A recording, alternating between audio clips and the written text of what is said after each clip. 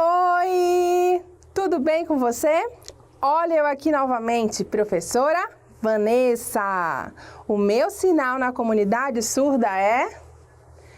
Muito bem-vindo ao projeto Aprender Além da Escola, um projeto do Centro de Mídias e Tecnologias Educacionais da CEMED Manaus.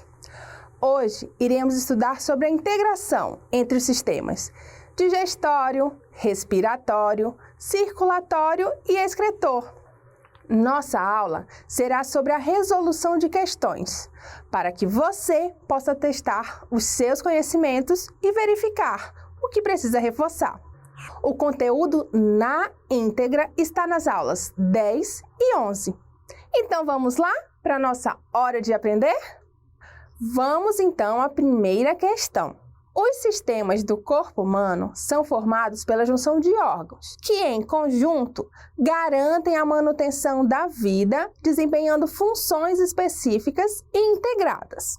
Os sistemas do corpo humano responsáveis pela produção de energia para a manutenção da vida são sistema digestório, respiratório, circulatório e excretor.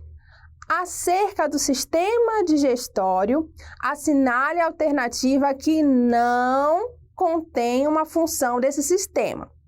Então, aí você tem 5 alternativas e você vai ter que marcar aquela que não contém uma função do sistema digestório. Ó, o que diz a letra A? Realizar troca gasosa entre o ser humano e o meio ambiente, absorvendo o gás oxigênio e liberando o gás carbônico. Em B, absorver nutrientes advindos da alimentação. Em C, transformar os alimentos ingeridos em moléculas menores para facilitar a absorção. Em D, enviar água e nutrientes à corrente sanguínea para que eles cheguem até as células. Letra E, eliminar os resíduos alimentares, substâncias excretadas pelo intestino grosso e restos de células através da porção final do intestino grosso. Qual alternativa você deve marcar? É a letra A. Realizar troca gasosa entre o ser humano e o meio ambiente, absorvendo o gás oxigênio e liberando o gás carbônico. Então, você deve marcar a letra A, pois o sistema digestório não realiza trocas gasosas entre o ser humano e o meio ambiente, absorvendo o gás oxigênio e liberando o gás carbônico. Quem faz isso é o sistema respiratório, tá bom? Vamos ler alternativa por alternativa. Em B temos absorver nutrientes advindos da alimentação. Isso o sistema digestório faz. Alternativa completamente correta. A função maior do sistema digestório é realizar a digestão.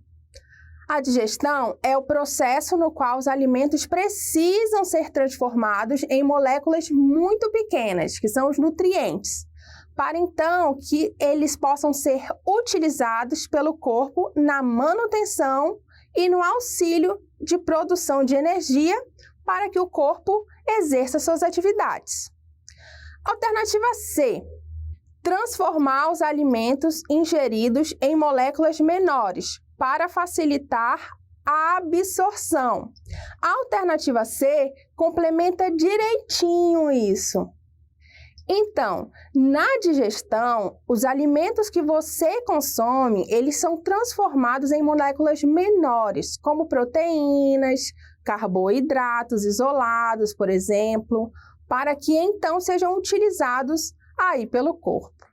A letra D diz o seguinte: enviar água e nutrientes para a corrente sanguínea para que estes cheguem até as células. Exatamente! Quando os alimentos chegam ao intestino e estão em formato de moléculas menores, eles são então absorvidos. Posteriormente, através da corrente sanguínea, eles vão até as células para serem utilizados, por exemplo, na produção de energia que vai manter aí o corpo vivo. Agora a letra E. Eliminar os resíduos alimentares, substâncias excretadas pelo intestino grosso e restos de células através da porção final do intestino grosso. Você pode pensar, o sistema digestório elimina resíduos? Quem faz isso não é o sistema excretor? O sistema excretor também elimina excretas, resíduos, mas no sistema digestório, o bolo alimentar chega ao intestino grosso, virando aí então bolo fecal, e o bolo fecal é eliminado do sistema digestório através do ânus, que é justamente a porção final do intestino grosso. E aí, como estão os seus conhecimentos sobre o sistema digestório? Acertou tudo? Mais ou menos?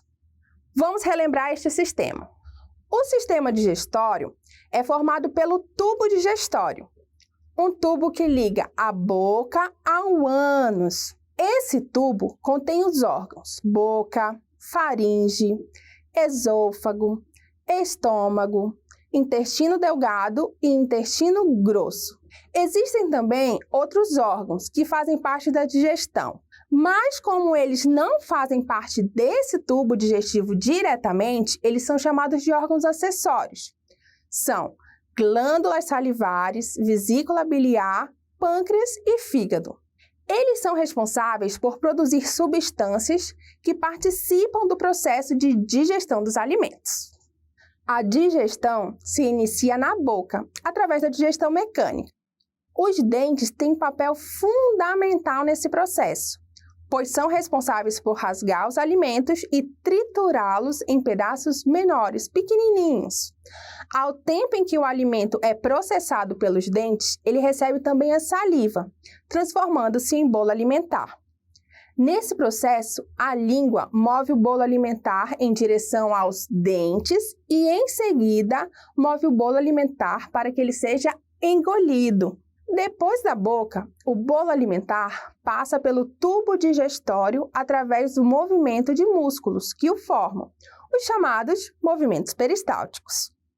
Posteriormente, o bolo alimentar passa pela faringe e o esôfago, chegando ao estômago.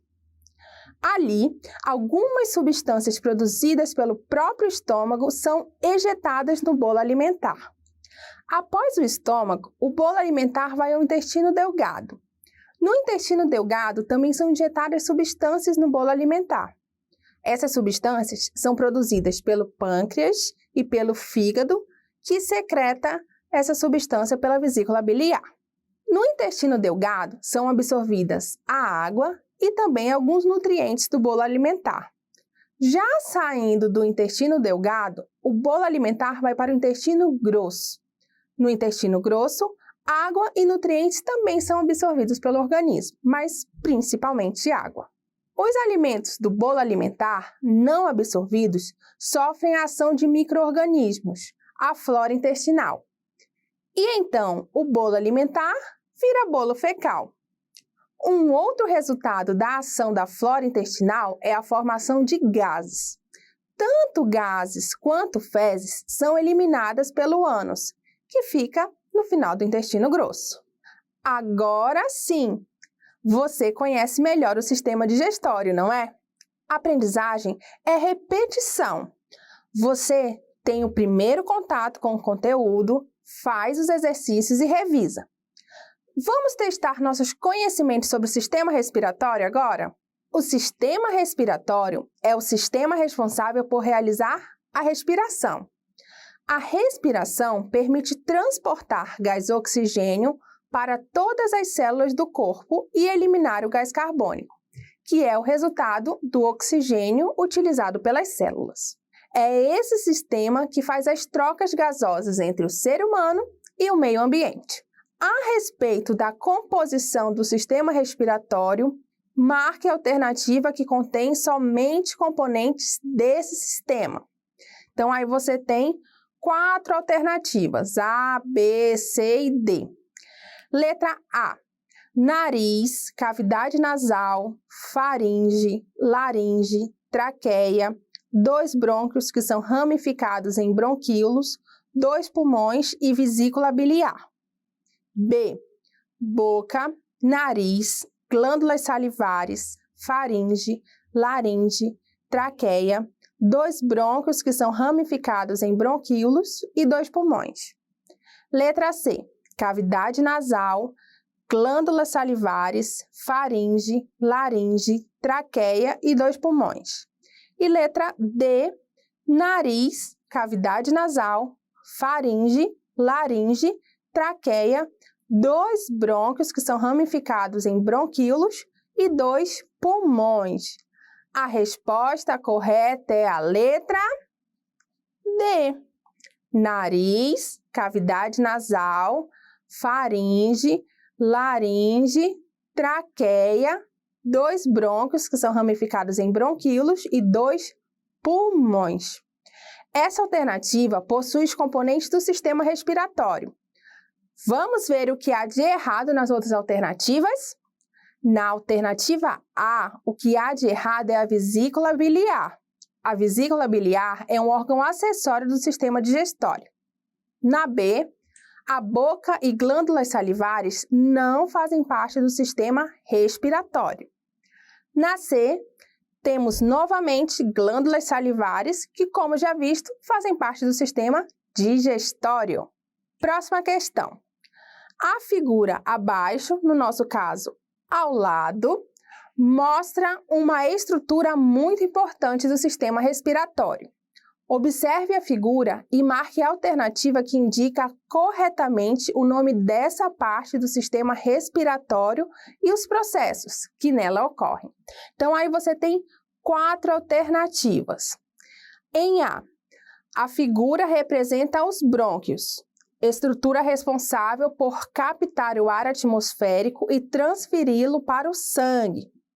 Em B, a figura ilustra os bronquíolos, estrutura responsáveis por fazer a filtração e o aquecimento do ar inspirado. Em C, a figura representa os alvéolos pulmonares, local onde ocorre o processo de hematose, ou seja, a passagem de gás oxigênio para o sangue e de gás carbônico do sangue para os pulmões. Em D, a figura representa os pulmões, estruturas responsáveis por absorver o gás carbônico do ar atmosférico e transferi-lo para o sangue através do processo de hematose. O que essa estrutura representa? Observe que as possíveis respostas têm o nome da estrutura e uma função. Toda alternativa deve estar correta, hein? A resposta correta é a alternativa C. A figura representa os alvéolos pulmonares, local onde ocorre o processo de hematose, ou seja, passagem de gás oxigênio para o sangue e de gás carbônico do sangue para os pulmões. Na verdade, essa figura representa as seguintes estruturas: brônquios se ramificando em bronquíolos e ao final dos bronquíolos existem os alvéolos, que são essas estruturas em forma de uva. É nos alvéolos que ocorrem as trocas gasosas. A letra A diz que a figura representa os brônquios. Até aí poderia estar correta. Entretanto, a função dos brônquios não é captar o ar atmosférico e transferi-lo para o sangue. Isso acontece nos alvéolos. A função dos brônquios é só transportar os gases. A letra B diz que a figura representa os bronquíolos. Até aí poderia estar correto, sim. Entretanto, a função dos bronquíolos é transporte de gases e não fazer a filtração e o aquecimento do ar inspirado. Essa é a função da cavidade nasal. A letra D diz que a figura representa os pulmões. Errada! A figura não representa a imagem dos pulmões. Vamos relembrar o sistema respiratório com mais detalhes? O ar entra pelo nariz, onde é filtrado por ação de pelos e muco, fazendo partículas sólidas ficarem retidas. Passado pela filtração do nariz, o ar vai para a cavidade nasal. Lá, ele é aquecido e umedecido. Em seguida, faz um caminho pelas vias aéreas, faringe, laringe e traqueia, que se divide em dois ramos chamados de brônquios.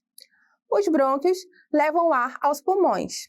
Nos pulmões, os brônquios ficam cada vez mais finos, formando os bronquíolos. O ar passa por esse caminho até chegar nos alvéolos, que são uma espécie de sacos pequenos, com muitos vasos sanguíneos.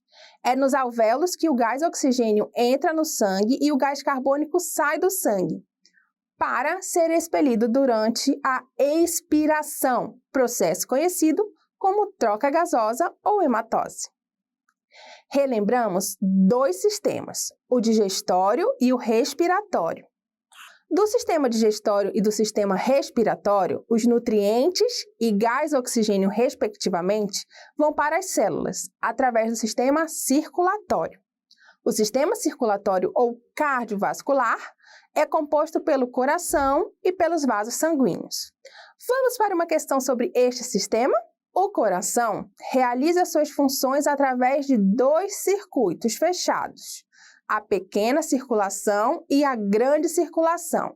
Esses percursos são diferenciados por... Então, ele quer saber justamente a diferença entre pequena circulação e grande circulação. Você tem aí 4 alternativas. Letra A. A pequena circulação passa apenas uma vez pelo coração, enquanto a grande circulação tem 2 passagens. B. O fluxo de sangue é menor na grande circulação e maior na pequena circulação. C. A pequena circulação ocorre entre os pulmões e o coração.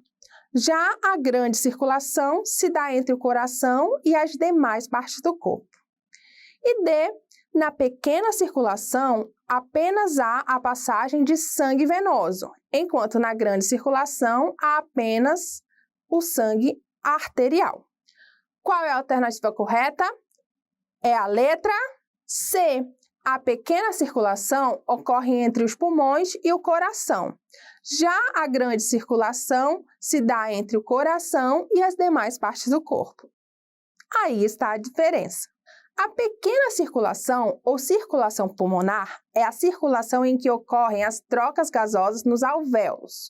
Os alvéolos são aquelas estruturas que ficam dentro dos pulmões. É a circulação em que o sangue vai do pulmão ao coração, levando gás oxigênio pelos vasos sanguíneos chamados artérias, aí em azul. E do coração ao pulmão, levando gás carbônico pelos vasos sanguíneos chamados veias, aí em vermelho.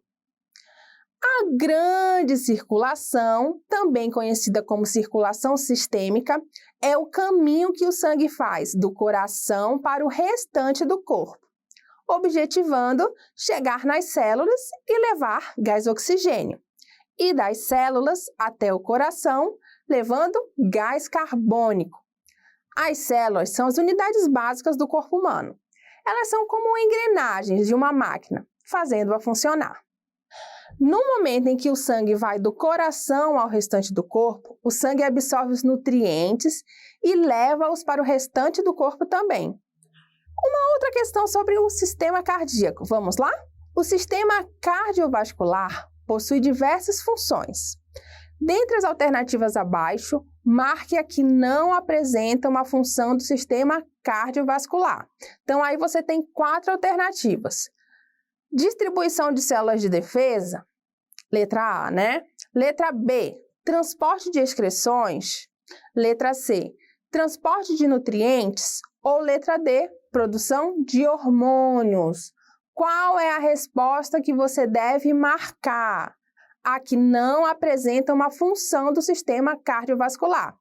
É a letra D, produção de hormônio. Quem produz os hormônios são as glândulas. O sistema cardiovascular apenas transporta.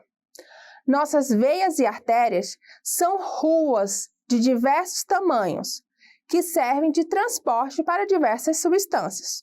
Portanto, as letras A, B e C estão corretas. Assim, o sangue leva até as células, por exemplo, o gás oxigênio e nutrientes, como falado anteriormente. Quando essas moléculas chegam às células, elas são utilizadas na produção de energia que o corpo precisa para sua manutenção. Só que ao gerarem energia, as células produzem resíduos também. Um desses resíduos é o gás carbônico. Conforme falamos, o gás carbônico vai para o sangue e em seguida ao pulmão e por fim é eliminado na expiração. Outros resíduos produzidos durante a produção de energia são eliminados pela urina após passar pelo sistema urinário.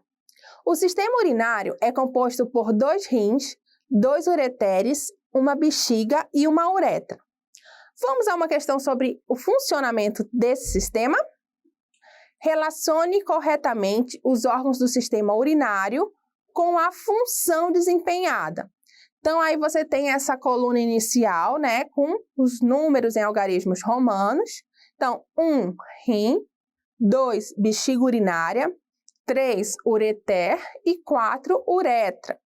E aí você tem letra A, B, C e D para relacionar com a coluna anterior. Então, em A, quem é responsável por receber e armazenar temporariamente a urina?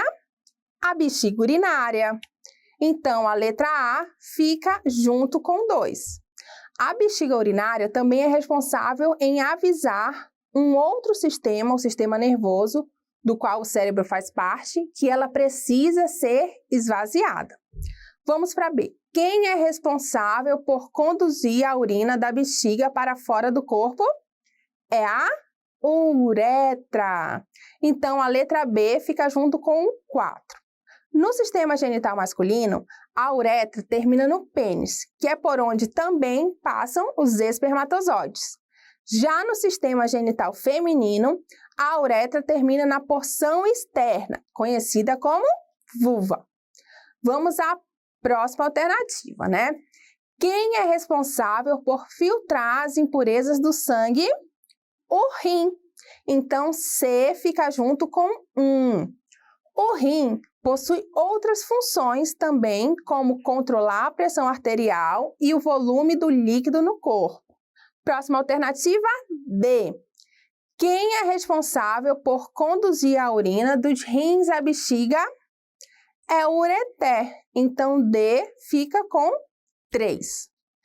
Vejamos no esquema o funcionamento do sistema urinário. O sangue com os resíduos chega aos rins e é filtrado. Os resíduos ficam nos rins com água e formam a urina. Então, o sangue livre dos resíduos volta ao corpo. A urina passa pelos ureteres e chega à bexiga urinária. Ela é uma espécie de bolsa que armazena a urina até que ela seja eliminada pelo corpo. Na atividade 7, nós temos: sobre o sistema urinário feminino e masculino, é correto afirmar que 4 alternativas. A. O sistema urinário feminino e masculino são idênticos. B. O sistema urinário feminino e masculino diferem na quantidade de vias urinárias. C. O sistema urinário feminino e masculino diferem no tamanho da uretra. Ou D. O sistema urinário feminino e masculino apresentam as mesmas funções. A alternativa que você deve marcar, a alternativa correta, é a letra C. O sistema urinário feminino e masculino apresentam os mesmos órgãos. Os órgãos que vimos na aula de hoje foram rins, ureteres, bexiga urinária e uretra. Entretanto, existe uma diferença no comprimento do órgão que conduz a urina para fora do corpo, que é a uretra. A uretra masculina possui cerca de 20 centímetros de comprimento, enquanto a uretra feminina possui aproximadamente 5 centímetros de comprimento. Existe ainda uma outra diferença, que é a diferença de função. A uretra masculina é utilizada no sistema urinário e no sistema reprodutor. É por ela que passam os espermatozoides durante a cópula. Já a uretra feminina é utilizada apenas no sistema urinário. Você acertou as questões? Como que você foi? Se você errou, não tem problema. Tudo que precisamos para vencer na vida e realizar os nossos sonhos é ter autoconfiança e estudar. treinar, fazer os exercícios sem medo de falhar. Continue, continue, não pare. Agora chegou a hora da revisão.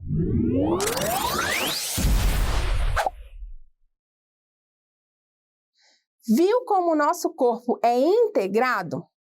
Os órgãos e sistemas funcionam em conjunto.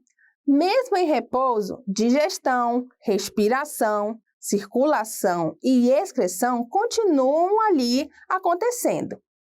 Isso só é possível porque dentro da nossa cabeça existe o encéfalo, que é o local do nosso famoso cérebro também. É o encéfalo que controla o movimento dos órgãos. Além disso, ele é o responsável pelo nosso movimento e pelo nosso aprendizado. Entretanto, para isso, o corpo precisa de energia. Eu espero que você tenha gostado tanto dessa aula quanto eu. Eu, particularmente, adoro esse conteúdo. Te espero na próxima aula. Um grande abraço. Tchau!